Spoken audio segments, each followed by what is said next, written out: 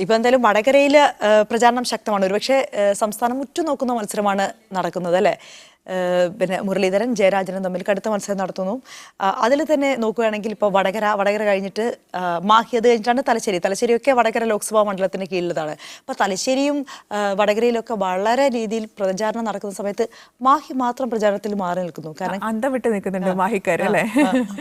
ചുറ്റിലും തെരഞ്ഞെടുപ്പിന്റെ ഒരു പ്രചാരണം ഉച്ചസ്ഥായിയിൽ നിൽക്കുമ്പോൾ അതിനിടയിൽപ്പെട്ട ഒരു കൊച്ചു സ്ഥലത്തെ വോട്ടർമാർ സ്ഥാനാർത്ഥികളെ കാത്തിരിക്കുകയാണ് അല്ലേ?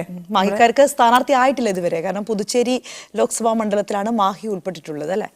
കേരളത്തിൽ തെരഞ്ഞെടുപ്പ് ചൂട് പിടിക്കുമ്പോൾ തന്നെ കോഴിക്കോടിനും കണ്ണൂരിനും ഇടയിലുള്ള മാഹിയിൽ പ്രചരണം ഒന്നും തന്നെ നേരത്തെ അഞ്ജിത പറഞ്ഞ പോലെ തന്നെ ആരംഭിച്ചിട്ടില്ല. എന്നാലും നമുക്ക് ഷിത അവിടെ പോയി തയ്യാറാക്കിയ റിപ്പോർട്ട് കണ്ട് വരാം. ഇപ്പം ഞാൻ നിൽക്കുന്ന സ്ഥലം ഉണ്ടല്ലോ, അത് ഭയങ്കര ഒരു രസമുള്ള ഒരു സ്ഥലമാണ്. കാരണം എന്താ പറയുക, ഇതിപ്പോൾ ഞാൻ മാഹിയിലാണ് നിൽക്കുന്നത്. കേരളത്തിലെത്തി ഇതേ രീതി തന്നെയാണ് ഇവിടെ തെരഞ്ഞെടുപ്പിലുള്ളായിരിക്കുന്നത്. തെരഞ്ഞെടുപ്പിൽ ഇവിടെ ഇപ്പം LDFന്റെ സ്ഥാനാർത്ഥി P ജയരാജൻ്റെ ഒരു ഫ്ലെക്സ് ഒക്കെ വെച്ചിട്ടുണ്ട്. തൊട്ടപ്പുറത്ത് പോണ്ടിച്ചേരിയിലാണ് മാഹി വരുന്നത്. അതുകൊണ്ട് തന്നെ അവിടെ ഒന്നും സ്ഥാനാർത്ഥികളുടെ തീരുമാനമൊന്നും ആയിട്ടില്ല. അവിടെ ഇലക്ഷന്റെ ചൂടോ തെരഞ്ഞെടുപ്പിന്റെ ഒരു ഒരുക്കങ്ങളോ ഒന്നും തന്നെ ഇതുവരെ ആയിട്ടില്ല.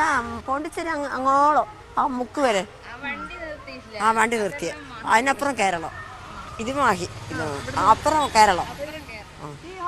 ഈ വരമ്പ് കഴിഞ്ഞാൽ പിന്നെ ഇത് കേരള, അത് കേരള ആ പീടിയല്ലോ.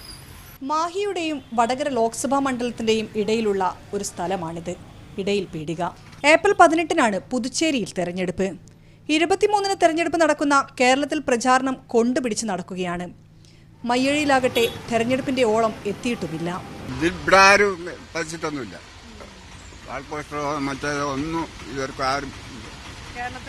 കേരളത്തിലുണ്ട്. കേരളത്തിൽ മറ്റേ ജയരാജന്റെ ബാനറെല്ലാം വന്നിട്ടുണ്ട്. ബാനറല്ല, മറ്റേ ബോർഡുകളെല്ലാം വന്നിട്ടുണ്ട്. തെരഞ്ഞെടുപ്പിൽ മാത്രമല്ല, ജോലിയുടെ കാര്യത്തിലും രണ്ടിടത്തും രണ്ട് നിയമമാണ്. ലോട്ടറി കച്ചവടക്കാർക്ക് ഈ ഹമ്പിനപ്പുറത്ത് കച്ചവടം നടത്താനാകില്ല.